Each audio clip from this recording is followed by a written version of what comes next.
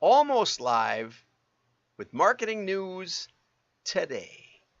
Mikhail Gorbachev passed away this week, and not everybody remembers his Pizza Hut ad.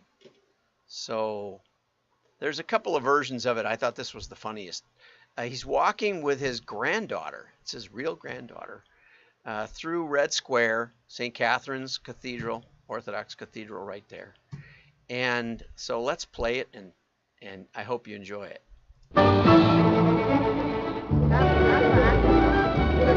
Горбачев, из-за него мы на краю экономической пропасти. Благодаря ему у нас свобода. Из-за него мы на краю политического хаоса. Благодаря ему мы теперь свободны.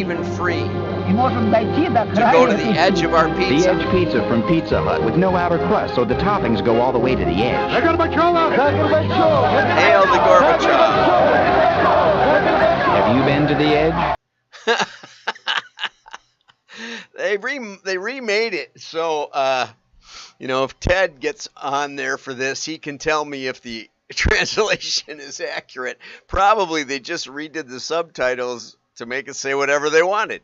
Okay, so here's a picture of Gorbachev with his granddaughter, and they paid him $1 million for this spot, which he used to fund some research projects that he was working on. But he wouldn't eat the pizza.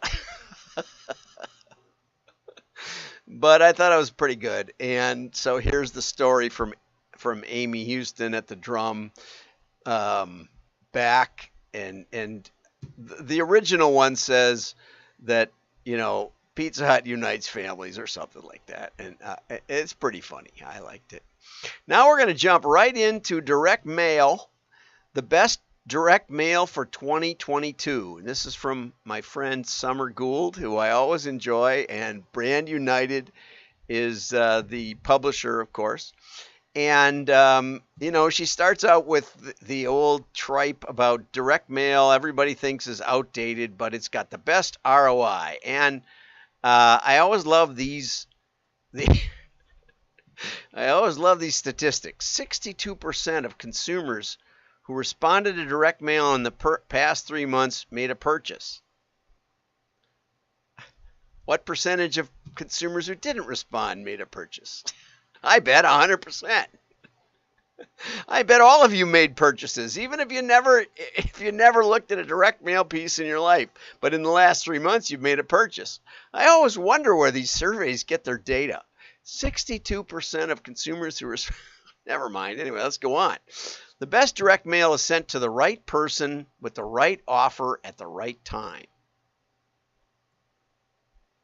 And the implication is that if we just had a really good list, and I remember back in the day when database marketing was the thing, direct marketing and database marketing, and we could figure out who was going to order right now. And of course, that got picked up by the digital crowd, and they're still pitching that somehow we can find the person. We could mail one mailing piece and get an order time. We actually did have a higher than 100% response rate with Cabela's if we took the top 5,000 of the 5 million that we mailed. Now, we did some fancy modeling to find that cell, right? It wasn't just RFM. It is possible in direct mail to send out 5,000 pieces and get more than 5,000 orders. I would have said no, but it's true, it is. The problem is you pretty much got to mail 5 million to find those 5,000. So I didn't even highlight the word personalization. It was the 2019 marketing word of the year. Okay, design is important, but your messaging and offer are critical to drive response. But if it's not sent to the right person, you will not get the response you need. I got a Christmas card from Lab Safety. The Lab Safety catalogs were about 1.5 inches or 2 inches thick. And in the Christmas card, they had a picture of a little old lady with a stack of Lab Safety, maybe 2 feet tall, catalogs, because they used to mail just everybody. and she was putting the star on the top of her Christmas tree and using them to stand on, because it's hard to tell who you should mail and who you shouldn't. And it's so hard to tell that companies that mail millions of pieces a year have often hired us to figure it out. And we go head to head. And oftentimes we'll beat their return on investment by hundreds of percent. Their revenue per piece or profit per piece. We've done it many, many times. So it's worthwhile if you're going to mail a few catalogs or something that's fairly expensive. So it's not so simple. And that's the best of the best. That's people that do testing on every mailing and really, really know what they're doing, right? And yet they outsourced finding the right person. Extremely difficult, right? Now, brings us back to personalization again. Summer mentions a 35% lift over previous static direct mail pieces. So I went and looked up the study. Here's the study, nice picture. I even called Alcom Printing in Harleysville, Pennsylvania. I talked to a couple of people there. I said, does anybody know what this study was about? All it says was that there were 35%, an increase of 35% of students in the university inquiry pool. What does that mean? Did they have a control? Did they have holdout tests? Did they have any idea what's going on? Can't tell from here. Absolutely no idea. Nobody could tell me. So I said, okay, that's something. She mentioned looking at your data. How can you get, one of the best things about direct mail is how targeted you can get. You can look at your data, gender, age, what they've purchased from you. And what they've purchased from you is actually somewhat usable. Unfortunately, if you categorize it like Oriental Trading did, who had me fly out and and talk to them about their data, they had it categorized by the material that the merchandise was made out of. You know, Baseball Express had bats, balls, gloves, uniforms, categories like that.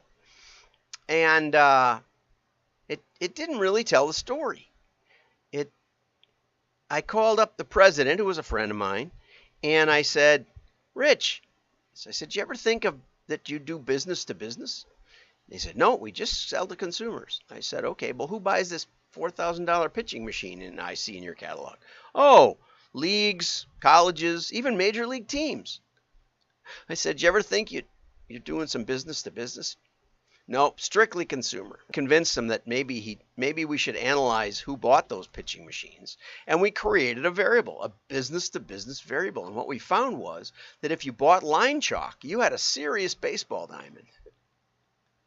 Even if you'd only spend $35 on a bag of line chalk, that's, you know, it means that you are a potential pitching machine buyer.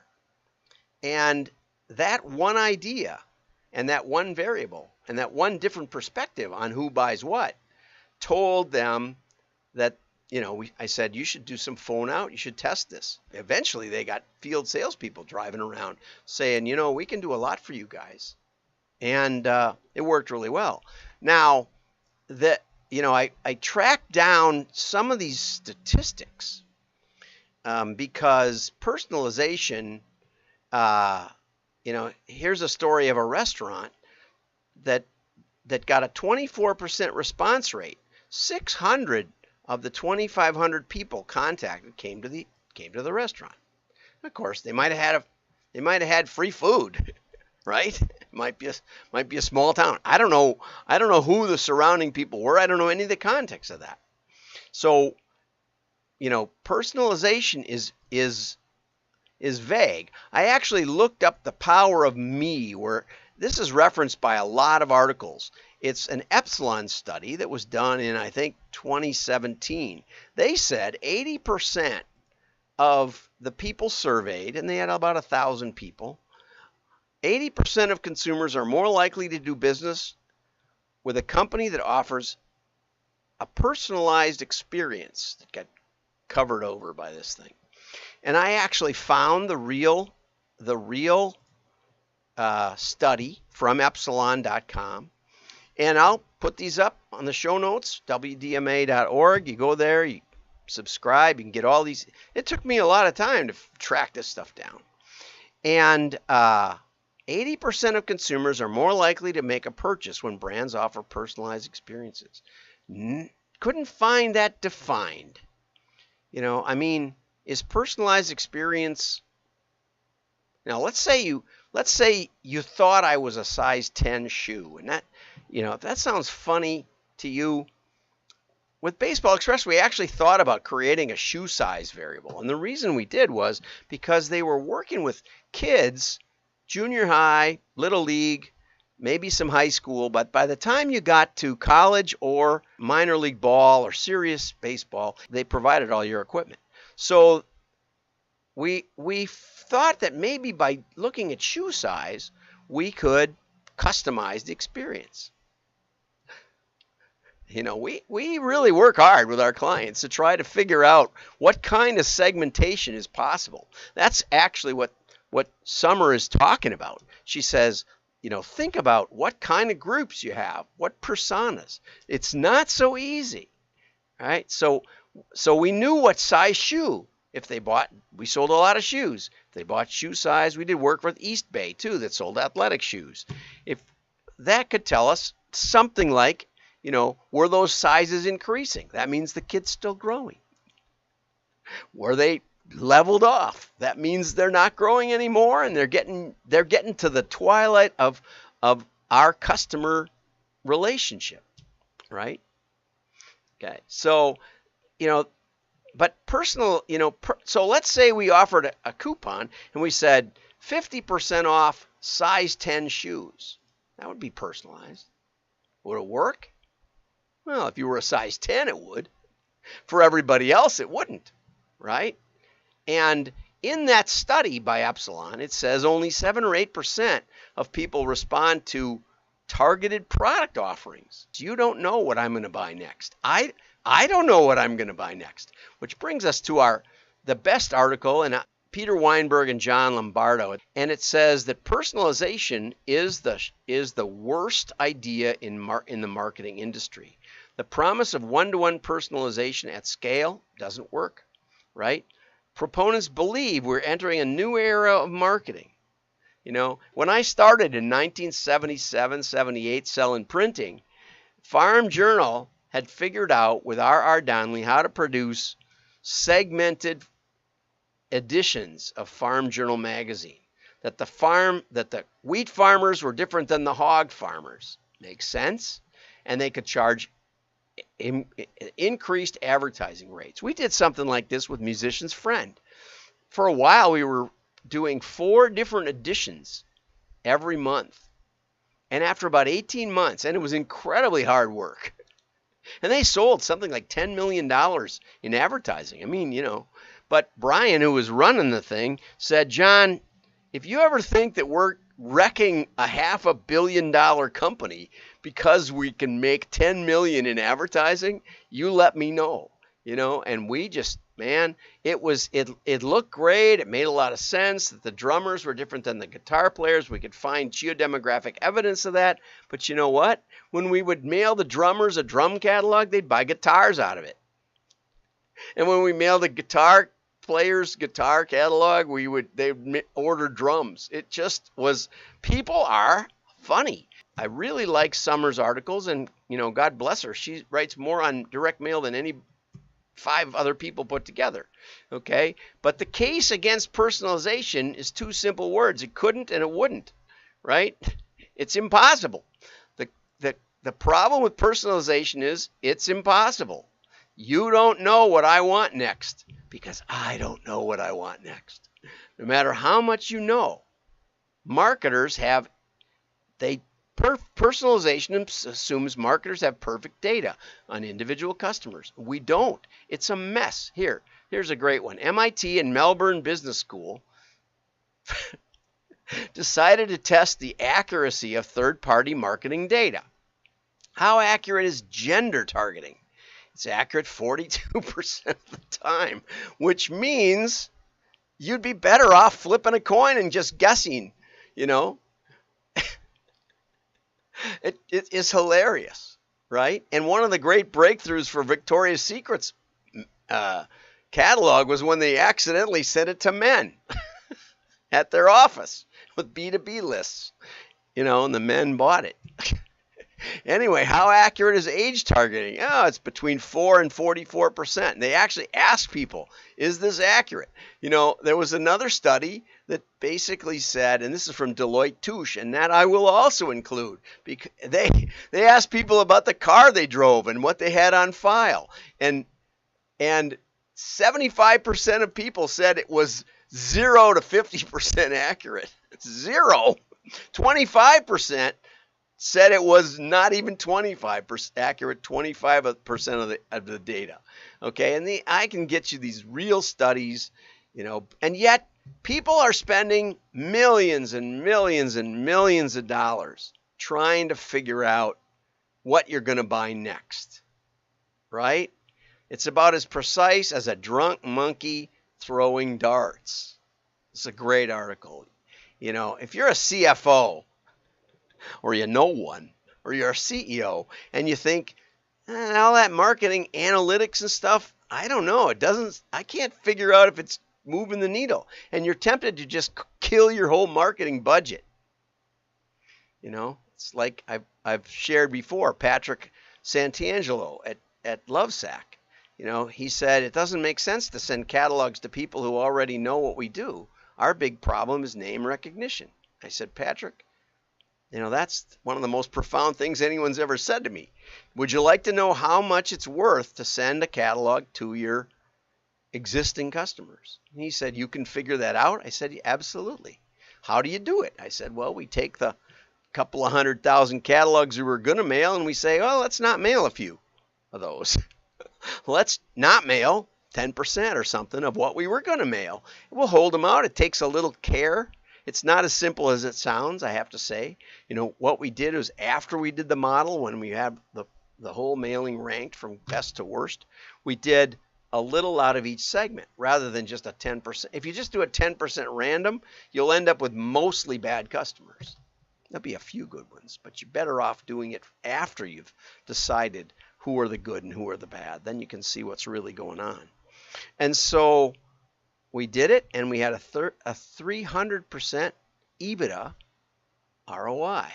So for every dollar they spent sending a catalog to the customers, it generated about, let's just round numbers, say about $9 worth of sales and about $3 worth of profit, bottom line profit, something like that. And then we were working on the match back because we know who we mailed. We know it went to the home or apartment. We know that it got looked at by a decision maker, that there was engagement. Okay, so we know a lot. And so we were working on the match back, and Ted, the master wizard back in the back, said, you know, there's a lot of like next door neighbors in this. I said, what do you mean? He said, well, if I loosen up the match, I get a lot more matches, but it's not exactly the same address. It's just like next door. He said, so I asked Patrick, can we include that? And he said, well, run it both ways. Let's see what the difference is. Well, then it went up to a 900% EBITDA ROI. Okay. For every one order we got from an exact customer, we got 2 orders from a neighbor. Looks like pass along was making a big difference. So anyway, if you're riding the personalization train, this article says that they believe that personalization will be dead by 2025. I encourage you, get these articles. This is from 2017, where it talks about in detail about the prevalence and perils of bad big data. Like and share. Your friends will know you're smart. And maybe you can save your company millions of dollars, and maybe we should work